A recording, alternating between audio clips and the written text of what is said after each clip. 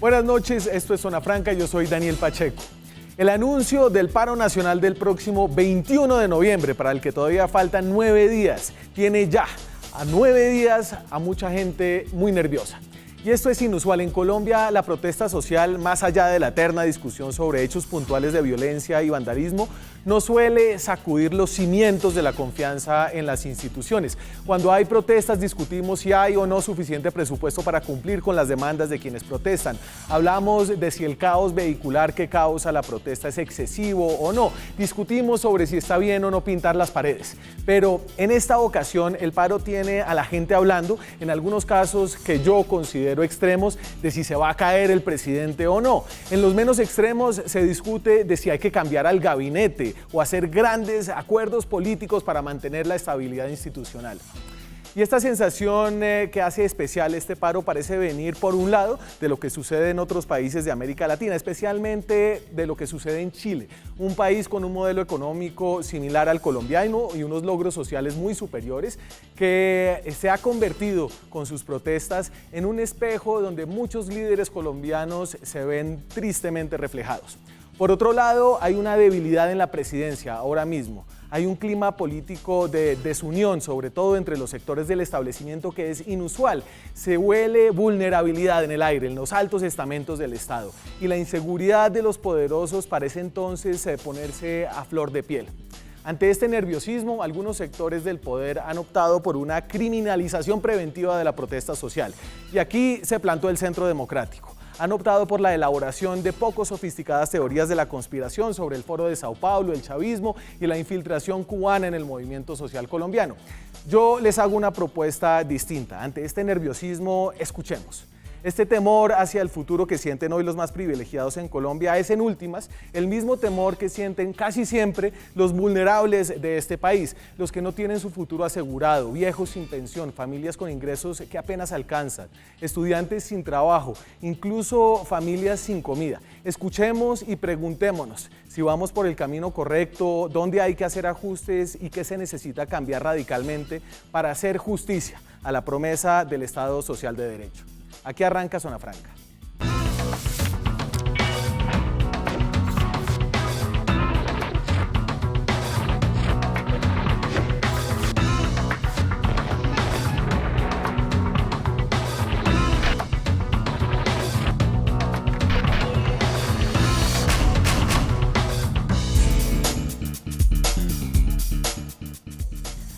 Y esta noche, para poner la oreja en el piso y escuchar lo que está pasando, me acompañan personas que conocen el país, que conocen cuáles son las promesas que han hecho las instituciones de este país, y vamos a ver cómo se están o no cumpliendo.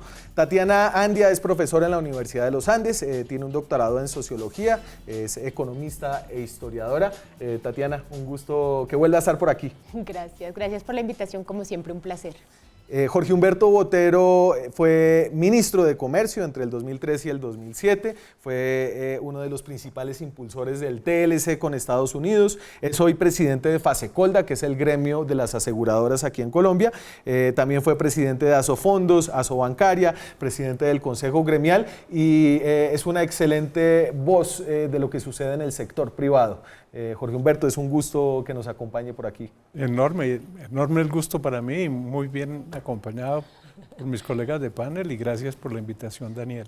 Ricardo Bonilla es también académico, es profesor en la Facultad de Economía de la Universidad Nacional, ha estado en el servicio público, fue secretario de Hacienda de Gustavo Petro aquí en Bogotá y tiene una sensibilidad por el sector social, ¿cierto, Ricardo?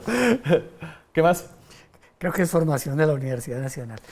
Es formación de la Universidad Nacional. Esencialmente de formación crítica, claro, no de comer entero. Pero no lo llamaría a usted un heterodoxo de la economía tampoco, ¿o sí? No, yo tengo una formación muy cercana a una mezcla entre marxismo, keynesianismo. Podría decir que eso que algunos dicen que es el neoliberalismo, nunca lo fui, pero tampoco se sabe en Colombia ¿qué quiere decir ser neoliberal?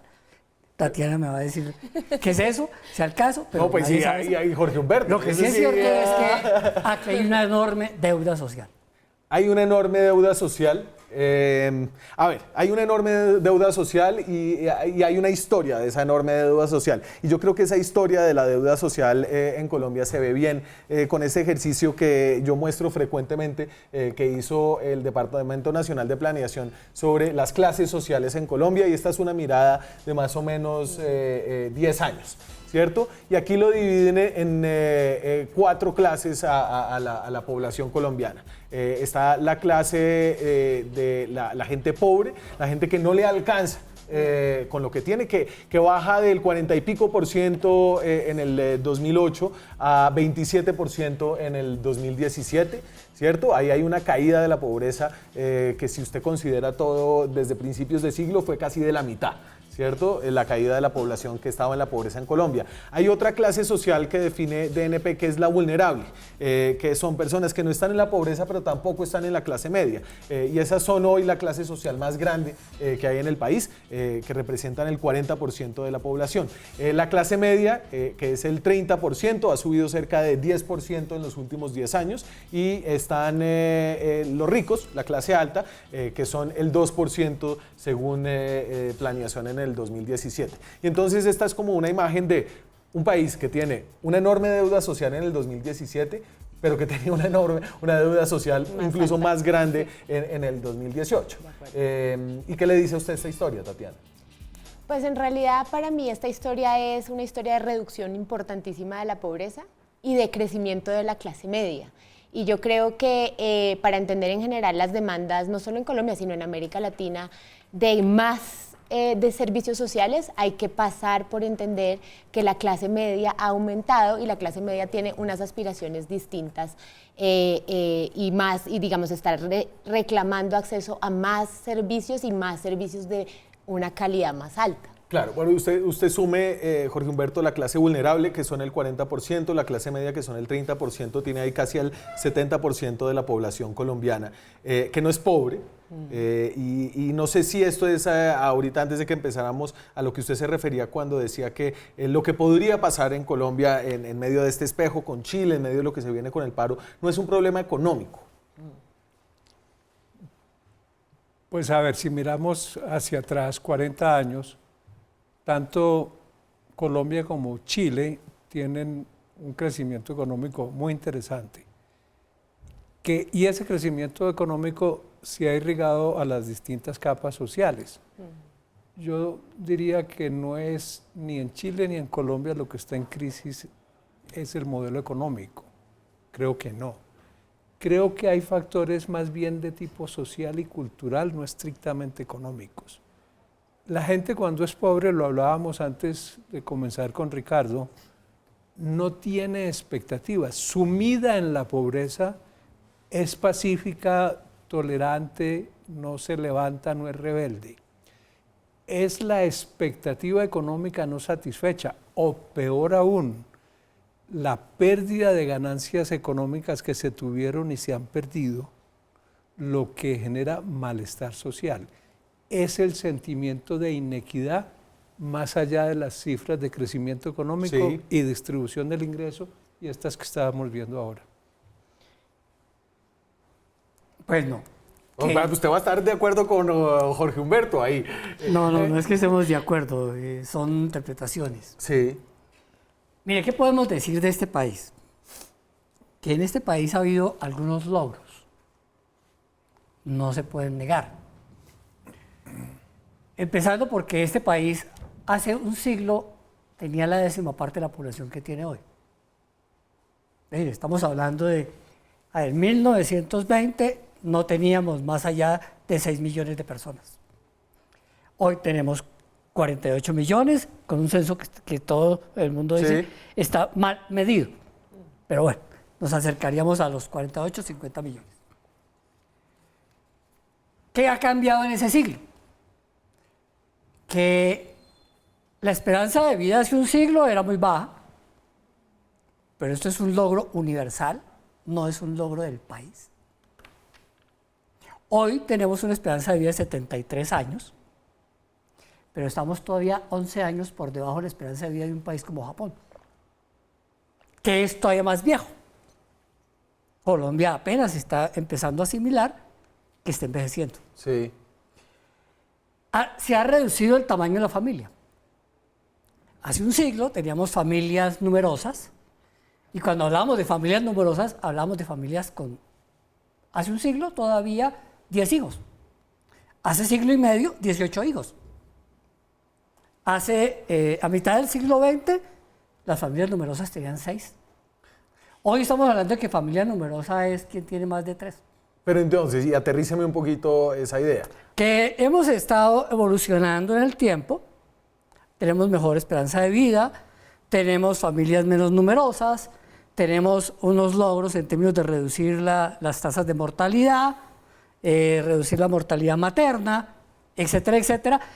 Hace un siglo la expectativa de vida de los hombres era mayor que la de las mujeres. Está usted muy Hoy es pinkeriano al inverso. y muy liberal. Hoy es al inverso. Hoy la expectativa de vida de las mujeres es Es más decir, alta que la de los hombres. Son vamos logros que bien. ha tenido la sociedad. Pero, Vamos re bien. ¿qué es ¿Qué lo hace esa que gente no ha hecho en ese quejándose? siglo? ¿Qué es lo que no ha hecho en ese siglo? Hace un siglo, unos años atrás, Colombia salía de la guerra de los 1000 días. Y una de las grandes pugnas de la guerra de los 1000 días era cómo hacemos para distribuir mejor la riqueza de este país. Y llevamos un siglo y eso no se ha hecho. Y entonces, Ahí está la gran deuda. Es que no basta con mejorar cosas sociales, sino que hay unas deudas que no se han corregido históricamente y técnicamente este país es el segundo más desigual de América Latina y lleva así más de 40 años. el segundo más desigual de Sudamérica. En América Latina creo que estaría como de tercero. Pero entonces, y para no ponerle el coeficiente de Gini, que es una cosa que nadie entiende, la encuesta de presupuesto de hogares, parte de la población colombiana en deciles, digamos, el 10% más pobre, el 20% más pobre, así hasta el 10% más rico. Y entonces aquí les pongo un poco la torta. Cada columna de estas representa al 10% de la población colombiana, ¿cierto? En deciles. Y el 10% más rico, es decir, el decil 10, esta es la unidad de gasto. El hogar colombiano tiene un ingreso de 8.900.000 pesos. Y todos los que estamos en esta mesa somos de ese decir. Sí. Y eso quiere decir que este 10% tiene el 40% de los ingresos de todo el país. En cambio, el 10% más pobre tiene ingresos por familia de 260.000 pesos.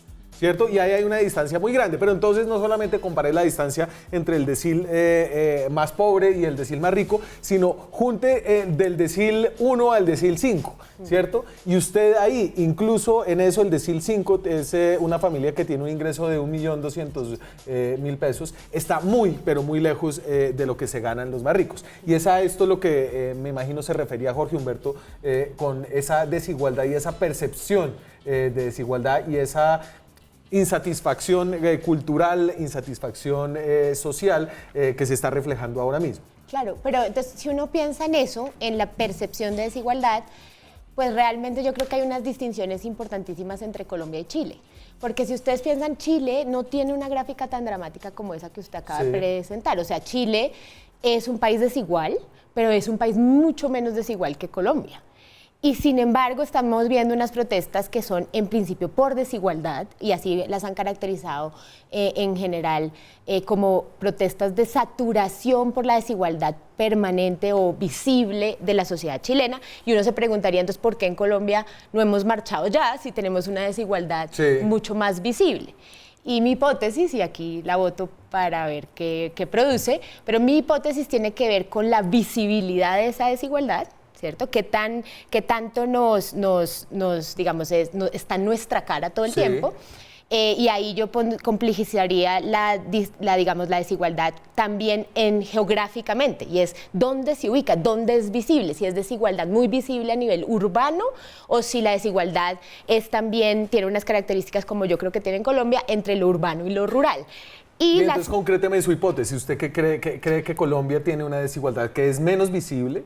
Menos visible porque muchas de las grandes brechas están entre los pobres rurales y los más ricos urbanos. Claro. Entonces, digamos que hay una distancia más grande. Y la segunda hipótesis... Que no tenemos a Piñera de presidente, que es como si estuviera, no sé, Luis Carlos Sarmiento de presidente. Exacto, sí. Bueno, esa también. Pero la segunda hipótesis es que también tenemos en el contrato social unas instituciones que nos permiten canalizar ese descontento. Entonces yo creo que en Chile, y hay varios analistas chilenos que están diciendo esto, en Chile en realidad el mercado es el que está tramitando buena parte de las necesidades sociales, es decir, el acceso a pensiones, a salud, a muchas cosas se está haciendo sobre todo transada en el mercado. En Colombia, entre otras por arreglos institucionales desarrollados históricamente de forma distinta, pero también por la defensa histórica de las cortes y, por ejemplo, el litigio y el reclamo de los derechos fundamentales. Hay otras formas de vocear, de reclamar, de poder canalizar la insatisfacción producto de la desigualdad. Esas son mis dos hipótesis. Y entonces, para concretar esa hipótesis, es que Colombia es distinta a Chile y que aquí no va a pasar un poco lo que podría pasar o lo que está pasando en Chile ahorita en este paro del 21 de noviembre. ¿Le gusta la hipótesis, Jorge Humberto? Veremos. A ver, voy a insistir en un punto y avanzaré a partir de ahí.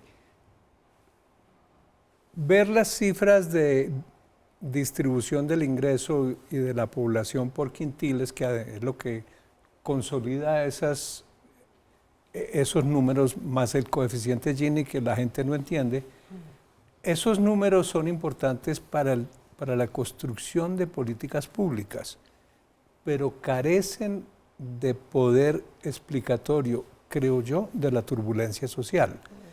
Nada ha cambiado en Chile en los últimos 6 meses y de pronto ocurre un gran estallido social. De acuerdo. Ahí hay un tema económico subyacente y unos temas culturales que son los que quiero mencionar. El tema económico es que es una economía que no está creciendo. Sí. Y el gobierno anterior de la presidenta Bachelet, el actual de Piñera, habían prometido una gran bonanza económica que el pueblo estaba esperando, porque todo el sistema político les ofreció una gran bonanza, tanto de la izquierda como de la derecha, que no se ha podido cumplir. Entonces eso genera una frustración, más allá de los números de inequidad social.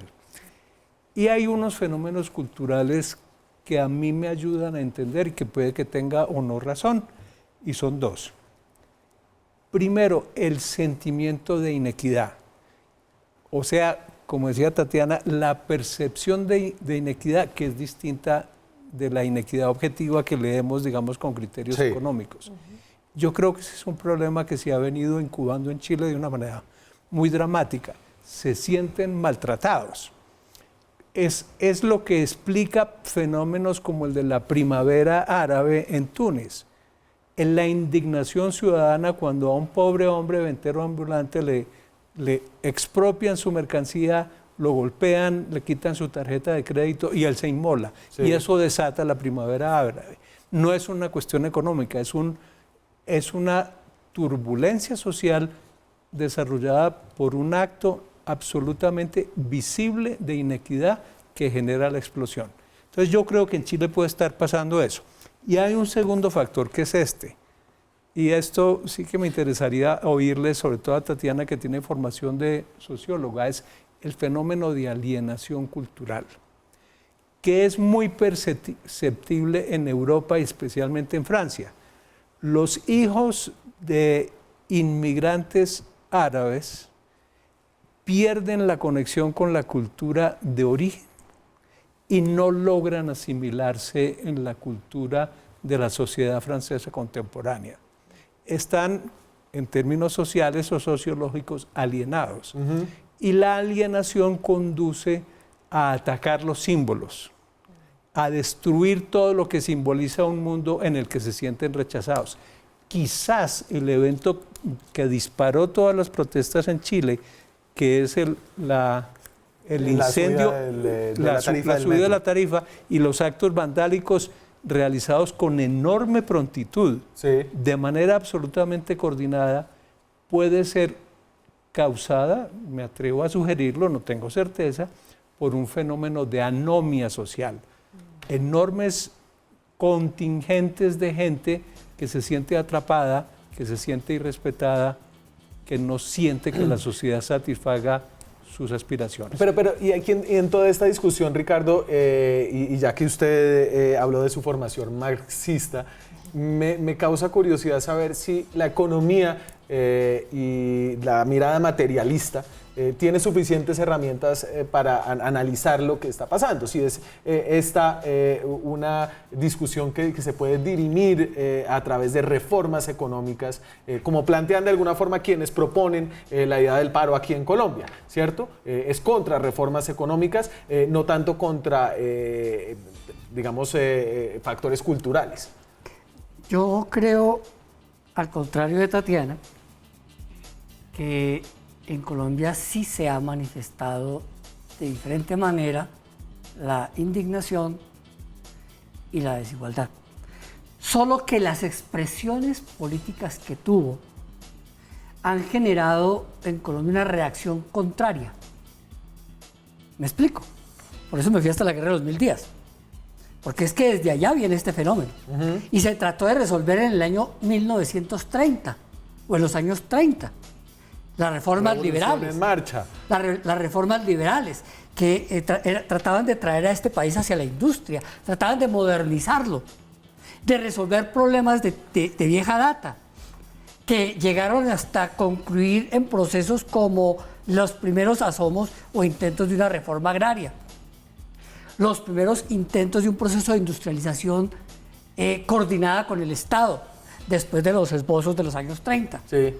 Los primeros esbozos de organización de movimiento social y de darle una vida al mundo sindical y a un sistema de seguridad social que no existía. Eso se hizo hacia los años 50. Pero la reacción es, esa reforma agraria no funcionó, no existió. La reforma agraria tuvo una contrarreforma agraria. Sí. Eso terminó siendo otra vez un encuentro entre grupos. ¿Y qué fue la expresión política en Colombia de eso? Las guerrillas de los 50-60. Y esas guerrillas de los 50-60 todavía las tenemos. Entonces, la reacción en contra de ese tipo de acción política es un país totalmente derechizado, en donde los pobres creen que hay que agradecerle los favores a los patronos y comprarles y endosarles el voto. Entonces, existe efectivamente. ¿Qué es lo que pasa? Que en este proceso en el cual se logra finalmente desarmar un grupo, otro grupo, sí, quedan todavía unos grupos, pero se logra desarmar al grupo más grande, al históricamente más fuerte, al que supuestamente iba a ser la revolución a nombre del pueblo. Estas elecciones mostraron que no hablaba a nombre de ningún pueblo. Generó una situación en donde ese ya no es el problema. Ahora sí vamos a los problemas reales del país.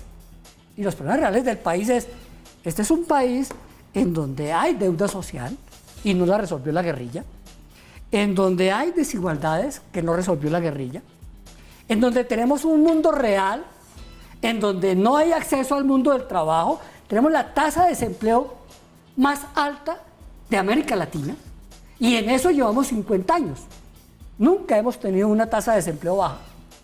Tenemos en el mundo del trabajo que más del 70% de los colombianos que trabajan a duras penas alcanzan el salario mínimo. Y más de un 40% gana por debajo del salario mínimo. Que ni siquiera hay contratos de trabajo. Que existe otro mundo. Es decir, que hablamos en el mundo del trabajo de dos realidades.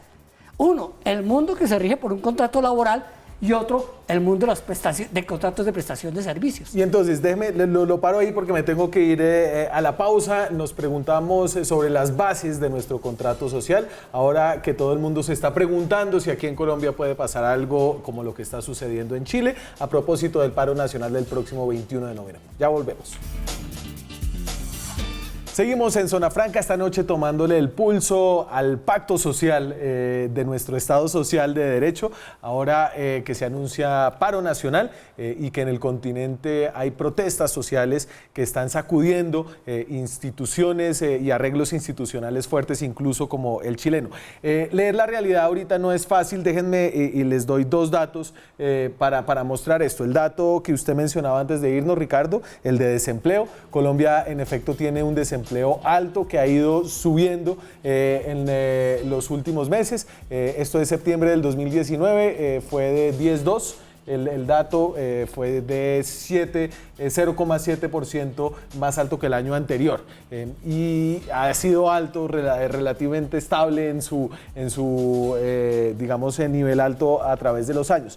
Pero Radar, que es una firma que hace encuestas de consumos de hogares en Colombia, saca hoy este dato sobre el incremento en el gasto de los hogares. Entonces, mientras hay un desempleo alto, hay un gasto alto en los hogares. Entonces, lo que aquí dicen es, si usted en octubre del 2015 compró 100 cosas, ¿cuántas compró en octubre del 2016? ¿Cuántas en octubre del 2017? Así miden el gasto de hogares. Y ustedes pueden ver que el gasto de los hogares desde el 2015 hasta el 2017 bajó por la caída de los precios del petróleo y ahora viene repuntando y repunta en una proporción que no se veía desde hacía, creo que más de 10 años, desde el 2002, según la medición de Radar. Y entonces aquí hay dos lecturas distintas de lo que pasa en la sociedad y volvemos al tema de que es difícil tomar el pulso actual. El pulso actual que quieren tomar los organizadores del paro con un amplio pliego que incluye el llamado paquetazo de Iván Duque, que en realidad no es una propuesta, son globos que han mandado acerca de reforma laboral, una reforma pensional, y ahí se han metido incluso los temas de la violencia, los asesinatos contra líderes sociales, el ejercicio de la autoridad, el bombardeo en Caquetá. ¿Usted quería notar algo acerca del paquetazo? Veo que lo tiene ahí Jorge Humberto. El paquetazo no nos referimos al presidente, ¿cierto? Nos referimos al paquete de propuestas. El paquete de propuestas. Pues en realidad los motivos que se invocan para el paro a mí me parecen francamente precarios. Evidentemente hay una deuda social, siempre la habrá. La aspiración de la sociedad a progresar es inextinguible. Es decir, no podemos decir que porque hay una deuda social, porque no hemos alcanzado estadios superiores de desarrollo, pues eso explique la turbulencia social. Yo no creo. Como tampoco las cifras generales de inequidad, de mala distribución del ingreso. Como antes dije, creo que lo que explica es un sentimiento de frustración, de agravio, de haber sido tratados injustamente. Las cifras económicas, pero lo digo muy rápidamente, en realidad son contradictorias, porque el desempleo crece, que es grave, pero al mismo tiempo el consumo de los hogares, o paradoja, está subiendo y la cartera bancaria de consumo también. Entonces, la lectura de eso consumo debe. Es muy difícil de entender. Ahora, esa no puede ser la discusión de hoy porque es para un debate económico que podemos tener en una ocasión posterior. Pero los elementos del paquetazo, del llamado paquetazo de Duque, son bastante deleznables, quiero decir. Es contra la OCDE y el Fondo Monetario. A ver, ¿cuál es el pecado del Fondo Monetario hoy por hoy? Colombia no tiene acuerdo con el Fondo Monetario, no está recibiendo créditos del Fondo Monetario. El fondo sistemáticamente hace buenos informes sobre la economía de Colombia y eso ayuda a que nos presten a mejores tasas internacionalmente. Decir que convocamos por la vida y por la paz es como decir que hay unos sectores sociales que son enemigos de la vida, o sea que están por la muerte, y que son enemigos de la paz, o sea que están por la guerra, y pues atribuirle al gobierno propuestas que el propio gobierno ha descalificado no tiene mayor sentido. Yo creo que aquí hay la búsqueda de una oportunidad política para confrontar al establecimiento. Eso es parte de la dinámica política normal en cualquier sociedad. Cuando el Partido Centro Democrático dice en tono de denuncia, no, es que el paro es político, pues claro que lo es. Claro. Pues claro que lo es. Yo creo que hay otros factores que explican lo que está pasando, pero prefiero ceder y ahora volvemos. Tatiana. Sí, a mí me gustaría decir dos cosas que yo creo que además conectan lo que están diciendo, porque creo que conecta por un lado esta idea de que no es que yo nunca sugerí que en Colombia no hay movilización, ni que en Colombia no se ha reaccionado frente a la desigualdad. Lo que estoy diciendo es que se reacciona de una forma muy distinta a la forma en la que se está reaccionando en Chile, y en parte porque sí creo que los conflictos fundamentales frente al modelo económico colombiano son sobre todo conflictos de tinte no tan urbano y mucho más rural. O sea, tenemos unos conflictos, como usted decía, por la distribución de la tierra, unos conflictos por el modelo y los conflictos medioambientales que se están produciendo en los territorios, y en esa línea yo creo que el paro puede tener unas justificaciones o unas motivaciones que quieren apelar a problemas tipo el desempleo y una eventual reforma laboral o pensional, pero y para, entre otras, llamar a donde está concentrada la gente, que es en las ciudades, ¿cierto? Claro. Es una forma de invocar al marchante urbano, pero realmente yo creo que el descontento profundo está más bien en lo referente a la paz y a la paz territorial y a la ausencia de lo que muchos creen que es un compromiso estable del gobierno con la paz territorial. Yo voy a parar, claro. ¿Y por qué va a parar? Yo voy a parar por los 18 niños asesinados y por lo que yo creo los que... 8. 18 ayer, según CMI. No, a ver, Noticias 1. Perdón, Noticias 1. Noticias 1 saca una versión de unos campesinos de la zona a los que les dijeron que escucharon, de acuerdo. Digamos. Por ahora 8, sí. ¿Cierto? Por ahora 8, pero en general, por una y por los asesinatos de líderes sociales, que entre otras creo que es una de las razones por las que venimos marchando hace rato, y no solo... Claro. Digamos, no solo en este paro. Y entonces paro usted lo que dice, este paro, entonces le colgaron unas cosas como para involucrar a las personas en las ciudades. Y para apelar también a otros referentes internacionales. Yo creo que los movimientos sociales han hecho eso históricamente, y es tratar de encontrar referentes internacionales para juntar las luchas a nivel como más global. Bueno, yo creo que el Asumo paquetazo que usted también existe. Va a parar. El paquetazo existe y empieza desde el paquetazo del gobierno. Y tiene 5 temas, para ser más preciso. Voy a poner los 5 temas sobre los cuales uno puede decir, aquí hay razones. Parece que uno se acuerda de 3 nada más, pero bueno. La primera, hay unos problemas territoriales que se reflejan en los centros urbanos también, que están ligados con cuál es el mensaje, donde están matando líderes sociales y donde hay unas ofensivas contra unos grupos en los cuales existe este asesinato de unos niños bajo el principio de que esto era una operación perfectamente inteligente, meticulosa y bien organizada, y resulta que 2 meses después el país comienza a entender y a saber que eso no tenía nada que ver. Dos. Entonces, primero, tema paz. 2, hay unos conflictos territoriales que están ligados a temas ambientales, en los cuales el Cauca, por decir cualquier cosa, puede ser un gran epicentro, que tiene que ver con qué hacemos con la tierra, qué hacemos con las poblaciones que trabajan la tierra, qué hacemos con los cultivos ilícitos, qué salida le vamos a dar a ese tipo de cosas, qué hacemos con advertencias que están haciendo en otras partes del país con respecto a fracking, con respecto a apoyos mineros, etcétera, etcétera, que no se han resuelto, están ahí. 3, una reforma tributaria que al gobierno se le cayó, la de financiamiento, y se le cayó, resulta que en mejores condiciones estamos hoy que sin esa reforma, porque el principio de esa reforma es reducir impuestos a los que tienen plata. Eso es el 3, 4. Es decir, ¿usted por qué le reduce impuestos a los que tienen y les aplica tasas más altas a los que no tienen? Esa es una discusión grande tributaria. 4. Sí hay una propuesta de reforma laboral y sí la ha presentado la ministra del Trabajo. Otra cosa es que no esté radicada, pero sí hay. La han mostrado, la han llevado a distintos foros. Reforma laboral. Y el principio de la reforma laboral es seguir haciendo lo mismo que seguir haciendo desde hace 40 años, bajar el costo. Colombia, ¿por qué le digo yo que tiene la tasa más alta de desempleo de América Latina? Porque es la tasa promedio de desempleo en Colombia es el 10% desde hace 40 años. Unos años la ha tenido más baja. Pero espérese, pero entonces... Y otros años más alta. ¿Y en la quinta? Entonces, ¿qué es lo que va aquí? Que le van a decir, mire, para seguir bajando la tasa de desempleo, ahora vamos a poner el salario por horas. Ricardo, pero venga, y el avancemos. salario diferencial. Y la quinta, y esta sí es cercana a Chile, que sí hay una propuesta de reforma pensional.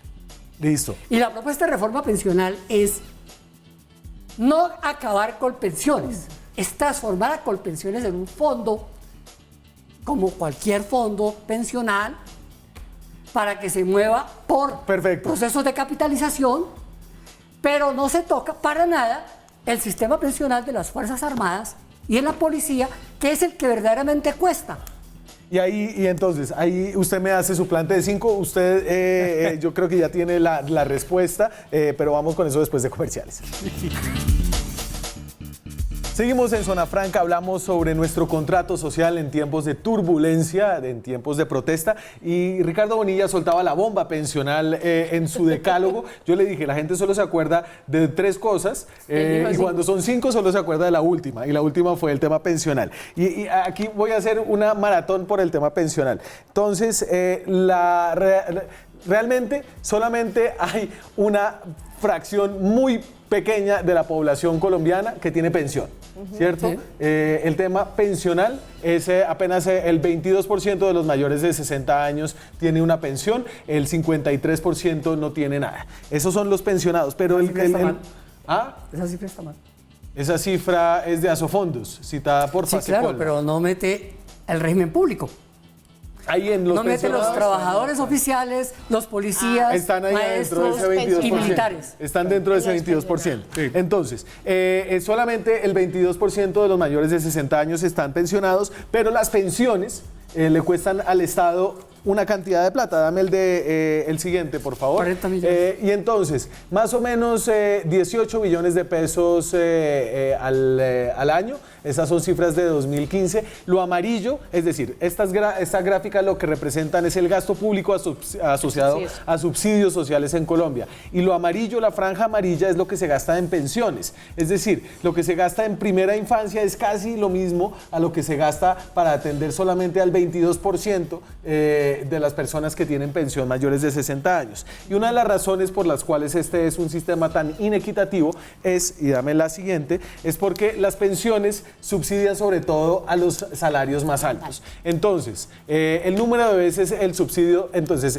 un trabajador de un salario mínimo, imagínense, se recibe un subsidio de 1, ¿cierto? Si un trabajador de salario mínimo recibe un subsidio de 1, un trabajador que recibe 25 salarios mínimos recibe un subsidio de 4.5. Es decir, se subsidia a las pensiones más altas, que son además las más poquitas. La mayoría de los subsidios que se comen el gasto social en Colombia se hacen para las pensiones más altas. Y este es uno de los temas más difíciles de cambiar en nuestro contrato social, porque fíjese que cualquier modificación ya suscita acusaciones como que se quiere privatizar Colpensiones, Jorge Humberto. Voy a hablar de eso con mucho gusto, pero me voy a devolver porque es un tema que me suscita la obligación de reaccionar. Es calamitoso el episodio de la muerte de los niños en un bombardeo. Es una tragedia para Colombia, pero no creo que haya quien sostenga que fue una acción deliberada de las Fuerzas Armadas. Por ende, si vamos a protestar por la muerte de los niños, tenemos que protestar frente a quienes los reclutan. No podemos juzgar la política del Estado por un episodio, pero sí podemos juzgar una política sistemática de reclutamiento de niños por grupos mafiosos, narcotraficantes y alzados en armas. Y eso lo quería decir. Perfecto. Le recomiendo, hicimos un programa especial sobre reclutamiento infantil, está en YouTube, lo pueden ver. Ahora, sobre pensiones, yo no conozco cuál sea la reforma pensional. Yo trabajo en esos temas y debería conocerlas, y me sorprende que Ricardo tenga un acceso privilegiado a esas materias que yo no he podido acceder. Evidentemente, con las cifras que has mostrado, tenemos un problema grave que tenemos que resolver como sociedad. La discusión suele suscitarse en torno a las técnicas financieras. Si usamos el sistema de capitalización o si utilizamos el sistema de reparto, y allí hay un debate con fuertes connotaciones ideológicas. pese a lo cual ese debate no es tan importante como un problema que está más atrás de ese, y es como sociedad, si queremos pensiones para todos a una determinada edad, la sociedad colombiana, sea cual fuera el instrumento financiero que utilice, tendrá que ahorrar más. Y es ahí donde Colombia y muchos otros países están en una encrucijada. A mi modo de ver, para no meterme en los detalles de esto, tendremos que tener una combinación de esfuerzos colectivos por medios fiscales y de esfuerzos individuales a través de ahorro y capitalización privada. Y cuál sea el óptimo es una discusión complejísima, pero se requiere también introducir factores de equidad porque la inequidad hoy existente es muy elevada. Dejo ahí. Tatiana. Sí, pues yo estoy totalmente de acuerdo con que se necesita una reforma pensional y creo que la discusión está es en cuál es la reforma pensional, pero creo que hay consensos también en que esa reforma pensional tiene que resolver el problema de cobertura, que hoy en día hay personas no cubiertas, muchas, la mayoría, el problema de equidad, y es que hoy en día subsidiamos a los más ricos y no a los más pobres. Y yo creo que además ese acuerdo sobre todo el Estado subsidia a los, el régimen de colpensiones, de acuerdo, subsidia a el los Estado más está ricos, subsidiando a los ¿no? más ricos, que es un contrasentido. Y eso yo quiero vincularlo con el tema de las protestas, porque yo creo que en Chile las protestas están muy tramitadas también por la ausencia de Estado a la hora de crear como una red de sostenimiento de la población y la incertidumbre que genera estar en manos simplemente de los privados. Y yo creo que Colombia ha hecho este ejercicio de combinar las dos cosas de una forma heterodoxa y medio retadora y etcétera, en salud.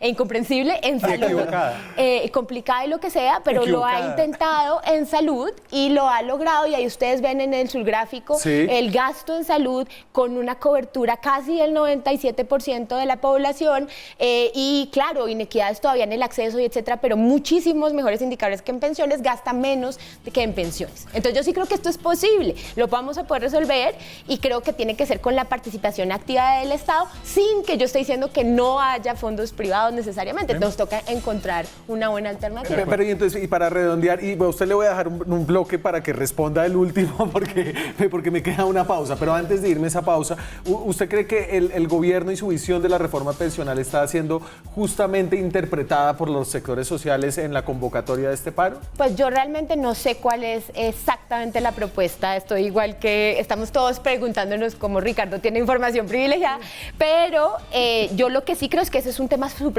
preocupante, y que pues es difícil de interpretar, puede ser difícil de interpretar. Me voy a la pausa y volvemos con sus respuestas. ¿Qué hay de cierto en la reforma pensional que propone el gobierno y que motiva este paro nacional? Antes de eso, y simplemente para hacer una ronda por redes sociales, hablamos de las razones y de cómo están recibiendo dentro del partido de gobierno este paro nacional. Esto es Enredados.